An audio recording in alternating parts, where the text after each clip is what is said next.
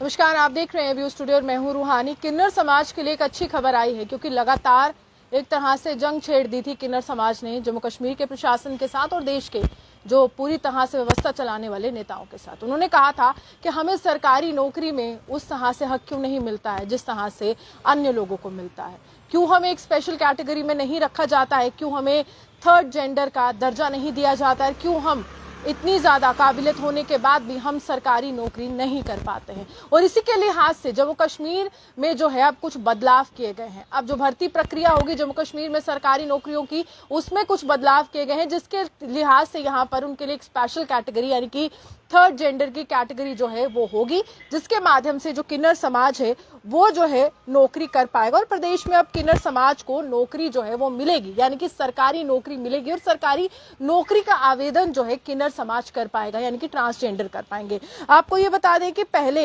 एक तरह से यहाँ पर एक अधिनियम आया था और जिसमें ये कहा गया था प्रोटेक्शन ऑफ राइट एक्ट 2019 ये अधिनियम है और इस एक्ट के माध्यम से ये कहा गया था कि किसी भी अगर शिक्षण संस्थान में, किसी भी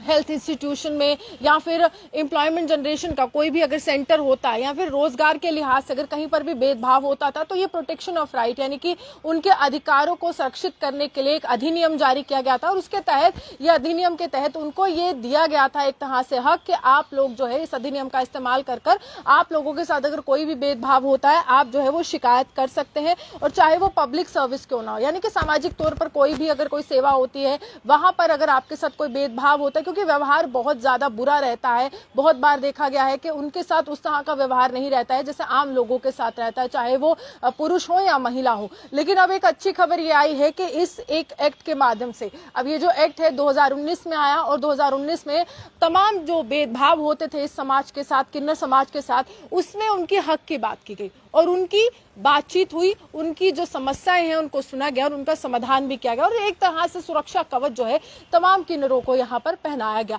और 4000 का आंकड़ा जम्मू कश्मीर में है किन्नर समाज को, और बहुत से ऐसे हैं जिनके पास डिग्रीज हैं, एमएससी की डिग्री है, बीएससी की डिग्री है और वो चाहते हैं कि सरकारी नौकरी कर सके, लेकिन जो फॉर्म्स होते हैं वहां पर या तो मेल का कॉलम होता है जेंडर में या तो फीमेल का होता है, थर्ड जेंडर का कोई कॉलम ही नहीं होता था। हालांकि आपको मैं ये भी बता दूं कि फरवरी 5, 2020 में डीओपीटी ने एक तरह से एक नोटिफिकेशन जारी की थी। उसमें उन्होंने कहा था कि हम एक स्पेशल कैटेगरी अपने फॉर्म्स में इंक्लूड कर रहे हैं सिविल सर्विसेज एग्जाम के लिए, यानी कि इंडियन एडमिनिस्ट्रेटिव आईएएस के एग्जाम के लिए उनके लिए एक स्पेशल कैटेगरी लाई गई थी जिसमें जो लोग जो इस एक जेंडर से ताल्लुक रखते हैं यानी थर्ड जेंडर हैं, जो किन्नर समाज से ताल्लुक रखते हैं, वो इसमें फॉर्म भर सकते थे, वो आईएएस की परीक्षा दे सकते थे। और उसके बाद जो है हमने ये भी देखा कि कुछ लोग बाहर निकल कर आए, यानी कि कुछ लोग ये अपनी जो चाहती उन्होंने उसको अमली जामा पहनाया और उन्होंने ये बताया कि वाकई हम चाहते हैं कि भारत की जो प्रशासनिक सेवा है, जो पब्लिक सर्विस है यहाँ पर, वहां पर हम जो पूरी तरह से हिस्सेदारी लें और देश को आगे बढ़ाने में